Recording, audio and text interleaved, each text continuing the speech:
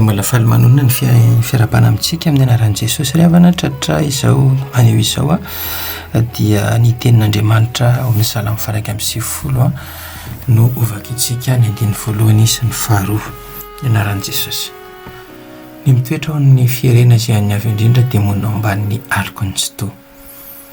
Izao ilazan'i Jehovah hoe fialofako sy batery fiarovana ho ahy izy ary Andriamanitra eo izay tokiko. Amen. Rentsika foana ry havana fa miatrika ady ny kristiana ny kristiana tsy miatrika ady ny mety mamedram-panontaniana ihany hoe kristiana ianao na tsy kristiana tokoa. Miatrika ady ny mpanompon'Andriamanitra rehetra. Ary izay no antony izy dia antsika ny amin'ny tenin'Andriamanitra. Raha miatrika ady ary ianao inona mba fiadinao entina miatrika an'izany ady izany. Misy tokoa ny fiadina omen'Andriamanitra antsika ry havana. Manana fiadina anankiroa antsika. Kristiana dia izao ray fitaovam-piadina hoentina miaro tena amin'ny fanafiana satana zany fanafian'ilay ratsy raha indray kosa mazava ho azy fa fitaovam-piadina hoety manafika. Voalohany aloha ty le fiadina maetina miaro tena ity Andriamanitra no manome an'io fa tsy hoe tsika no mamorona an'izany. Ny mitoetra amin'ny firenena izay any avy indrindra dia monina ao ambanin'ny alokony tsy toa. Izay ny fiarovan-tenanao any kristiana tsara indrindra. Tana miaro tena ianao fa za mandeha rerina miseho mahavita tena. Ny hoe mitoetra ao amin'ny firenena izay any avy indrindra ny famindranao izay mifanaraka ataonao mifanaraka amin'ny sitrapon'Andriamanitra. Misy olona ohatra mangataka amin'ny fiarovan'Andriamanitra izy nefa fantany tsara fa ny zavatra ataony dia misy fisolokiana ka ampatereniny tsy fisiana ilay olona dia iny fa mitady lalana dia lasa misoloky olona dia nefa izy amin'izay fotoana izay mangataka fiarovan'Andriamanitra mivavaka izy mba tsy ho tratra raha anao an'ity zavatra ity. Tsy izay nisy mpanompon'Andriamanitra kosa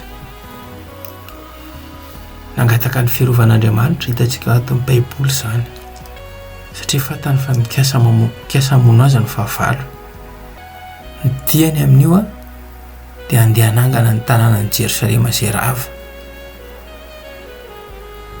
Teo izy nangataka fiarovana tamin'Andriamanitra sy nanao vavaka sy fifadikanana ary dia mazava ho azy fa niaro azy Andriamanitra. Izany hoe ny zavatra ataonao aloha dia ataovy izay fanarahanao amin'ny sitrapon'Andriamanitra mifanaraka amin'ny sitrapon'Andriamanitra.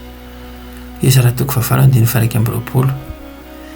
Ny anaran'i Jesosy dia niantso andro fifadikananao teo amoron'ny ny ava ampahoriana tena eo anatrehan'Andriamanitra mba hangataka azy ahalavorary ny dianay sy ny an'ny vady aman-janakay ary ny biby fiompinay rehetra. Fa namenatra ny hangataka miaramila sy mpitaingin-tsoavaly amin'ny mpanjaka hiaro anay amin'ny fahavalonay any an-dalana satria efa niteny tamin'ny mpanjaka izahay ka nanao hoe ny tanan'Andriamanitray mahasoa izay rehetra mitady azy fa ny heriny sy ny fahatezerany kosa mamely izay rehetra mahafoy azy. Izay ilay fierena ao ambanin'ny alokony tsy toa izany izay nataony Ezra, fidirana tao anatin'ny vavaka sy ny fifadikanana izay ny nanaovany azy mba hangataka fiarovana amin'Andriamanitra satria andeha hanangana ny Jerosalema.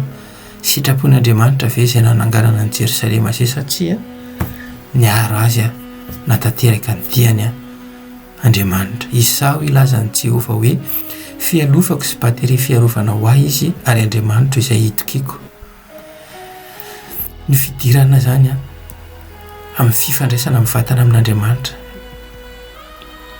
Fatarina aloha ilay sitrapon'Andriamanitra dia miditra ao anatin'izay sitrapon'Andriamanitra izay ianao manoloana ny zava-misy.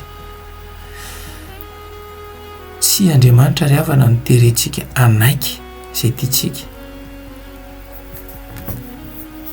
fa itsika ny miditra sy manaiky anaraka izay tian'Andriamanitra.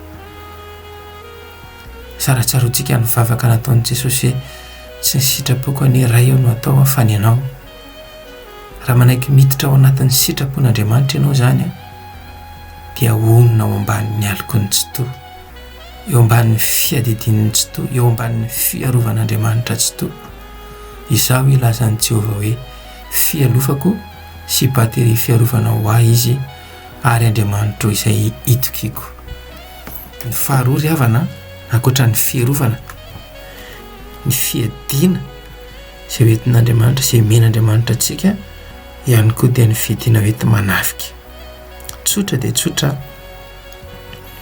ny fiadiana ananantsika hoenty manafika dia ny finoana ny Jehovah Andriamanitra izay mialoha lalana antsika sy miado antsika.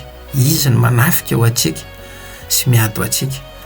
Exodus 4:4-4 ny hoe Jehovah hiado anareo fa ianareo kosa angina. Dia tahakan'izany koa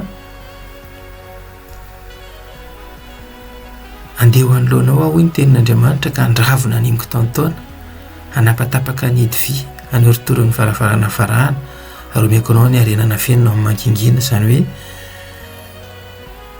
fiadiana anananao zany Jehovah miado anao,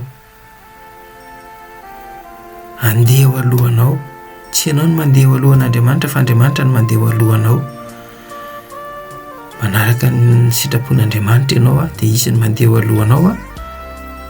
Anapatapaka ny edy vy izy, anoritoro ny varavarana varahana izy, anapatapaka ny fahavalo izy, anoritoro izay rehetrarehetra miady aminao izy, ary anomeanao koa ny arenana fenina ao amin'ny mangingina.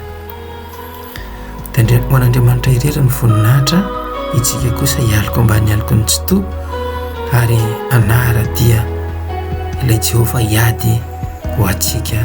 Amen.